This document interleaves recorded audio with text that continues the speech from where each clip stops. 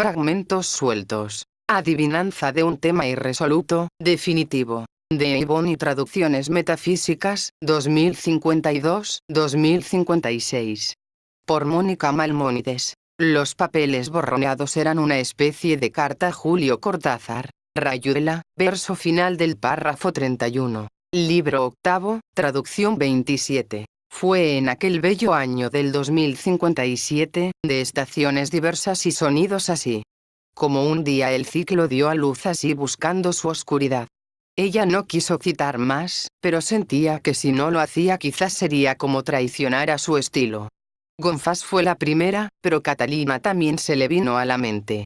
La que confutó a un pagano, así se escuchó por las montañas, que más bien les parecía una canonjía, una vista al mar, un mártir desnudo que se hunde. Le pareció que aún faltaban misterios por resolver. Una vez, de niña, tendría unos 8 añitos, cumplía años y la llevaban a visitar a Laura y uno de sus hijos grandotes que sabía mucho. Su imagen le parecía infinita.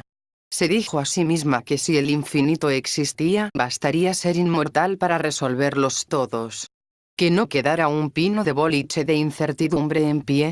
Eso le entusiasmó a vivir más y más. Pero ahora aún en ella había una carga de resignación, pero de amor y confianza en su otro yo, el que sí era inmortal y que cambiaba de ego como ella de calzones, poliedro de caras magnánimes e infinitesimales, ciclo de lunas nuevas, aos danzantes, hojas de Schoenberg, martillos y ya está, sos uno más, un barra brava, un asterisco, un crítico, un voracente, Perú, la China, Bélgica, todo eso que ya fue. Consejo sintafórico, brotar, cultum et sanguis, lo que acaso será, o que somos si nos lavamos las manos, y había que portarse bien para seguir yendo a casa de Laura y seguir aprendiendo de las palabras y su infinitud con su hijo que me gustaba, pero que ya no me acuerdo de su nombre. Ivonne y Traducciones Metafísicas, publicado desde el 2052 con unos primeros 3 volúmenes, y dándole fin en el 2056 a la luz del 13º volumen, año en que pareció que no había pasado nada.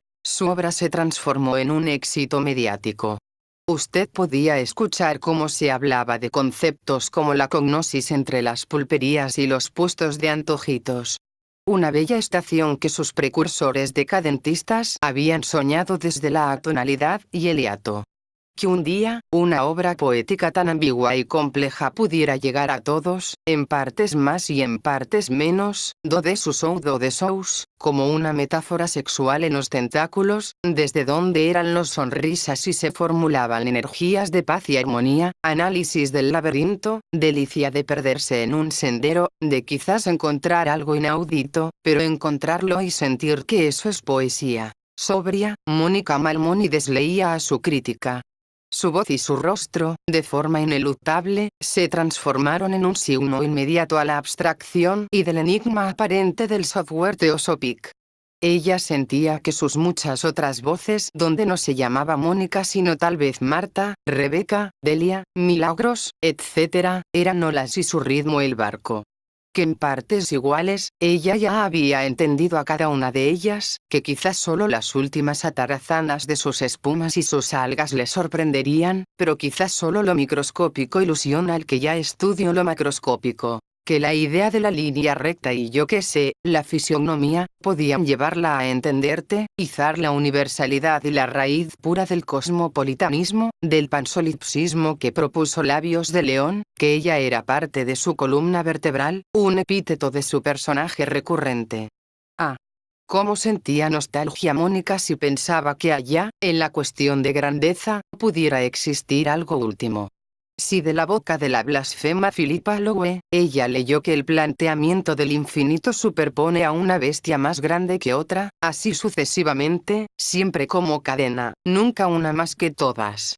Pero lo que más le quitaba el sueño y causaba lumbalgia era el temor de que ella, en todo su esplendor que era la caricatura del numen fluvial, ella solo fuera la protagonista de ciertos cuadros y no de todos, de la melancolía de que en verdad no se puede ser nunca de todos, que la teología negativa lo advirtió, Mainlander as not wrote just for Island. Virginia Woolf sonreía a su lado, poniéndole piedras en sus enaguas. Cobain le diría gritando que el éxtasis del fuego es inconmensurable. Van Gogh sentiría que en ella, quizás bifurcación o materia transgénica de su elixir reencarnado, él se redimía y su razón ya no era más menoscaba. Salgari le diría que por qué no probar un ritual de suicidio del Oriente. La máscara de Levi me diría que del optimismo y de la depresión nacen los mismos frutos trascendentes. O Camus que decidió no tomar cierto transporte y que a su modo también fue parte de esa línea, de la autoría de la muerte, de la subordinación del azar, no del dolor o de la sofocación.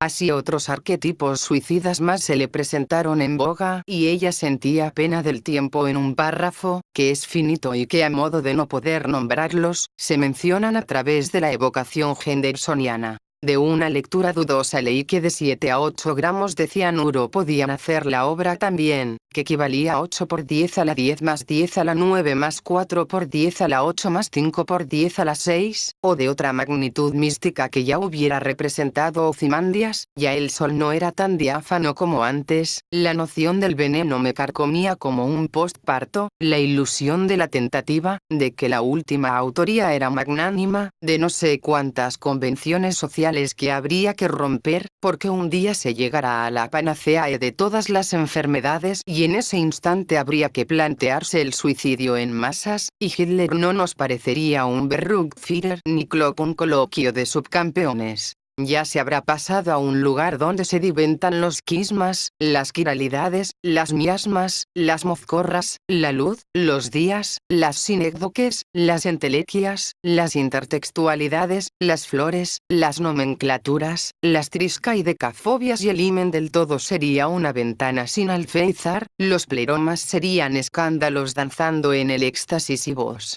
Libro segundo, traducción 67. De un Iglitz, yo me fui en la dramaturgia y en las anclas enterradas dentro del mar, de un fondo de botella y un mensaje, el paraeidolón de un quartz, de una fuerza coerciva, de un centángulo abstracto. Yo de mí. Libro séptimo, traducción 2, 5769. No murió para llegar a comprender a ese gran autor, ni para que su ego compitiera con el gran ego, más bien para deshacerse al fin con este.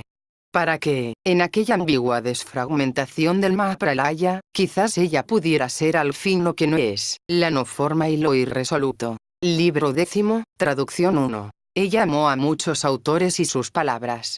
Amó ver la cita de Schoenberg de la maga en Cortázar, amó a María en Poética en Orwell y así podría ella irse de fuga para dar y dar, sublimar la X, la palabra dicha por otro que nos muestra razones para escapar de la unicidad y del mito de Ixión. De todos los pasajes que leí, ¿cuántas definiciones de tiempo vi? Como si soy solo una lectora pude ser también Odiseo, Arturo, Natanael y el café mismo. Ella amó más aquella vez que leyó en un libro su nombre y su apellido, juntos sin azar, contemplándola, reflejándola en que ya fue dicho desde alguien más, la descripción de su existencia. No podía ya negarse que Emilio tarde o temprano se encontraría con Emilio.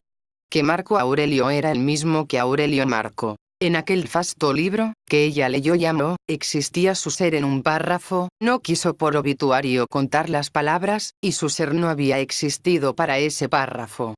Más bien un devenir inconsciente que fue tabulado desde otra computación. Turing pudo descifrarme y nadie dijo nada ya, era una casualidad inaudita y yo temblé porque el frío entraba por la ventana. Leyó nuevamente y pensó que si era su imaginación, sintáfora, la que formulaba ahí mismo aquel libro, entonces ya habría que ser en otra cuestión. Moveón, piedra de otro zapato.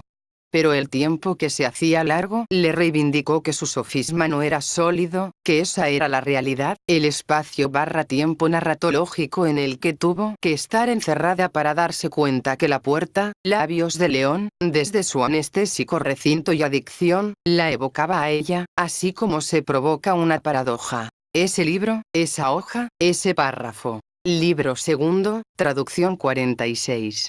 En otra apócrifa edición, ella agregaría el párrafo sobre el cómo un 2 de octarasa puede asemejarte en el fénix ambiguo del signo prosaico de Luis González del Alba. O del fotógrafo que nos trajo a la cognosis multiversal la figura del niño negro hambriento y decaído.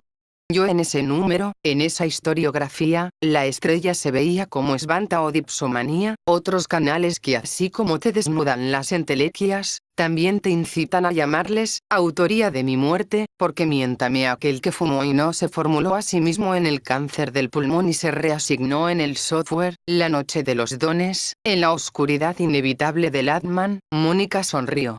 La indignación no devenía en haber o no ayudado a ese niño hambriento, ni de preguntarse como niño si estaba enfermito. Eso que se siente tan incomodatas situacionatas y que es algo a veces irreversible, que se va y vuelve, pero arrepentimiento, como terminó siendo, fue por la salutación del ser en el gran disoluto, donde se funde lo ínfimo. Libro cuarto, traducción 96. Aboderius Columbe. Sería menester decir que aquel ser dijo lo que se debía decir. No me queda clara la noción del sinsentido. Creo que quien lo dijo era porque jugaba con el sentido, lo reacomodaba a un paisaje que, de tantas pinceladas que al curador le parecieron necesarias, era un signo hacia el absurdo, y no podría colgarse en una galera. Supóngase que el mismo que inauguró las palabras, digamos por decir entre uno, tot, realizó también todas las oraciones y variantes concebibles, después se resignó a la miríada, y quizás se fugó o se deshizo, o de Durkheim la anomía, o de alguien que estimó que cada 40 segundos, ser parte de aquella taza. Libro V, traducción 76. O era otra vez, por primera vez, confiar en el otro, que existe aquel discurso que dice, borrado entre líneas, y que vayas allá si quieres saber más, dejo una referencia ambigua que significa infinito. 2057, calendario del anciano de barbas blancas.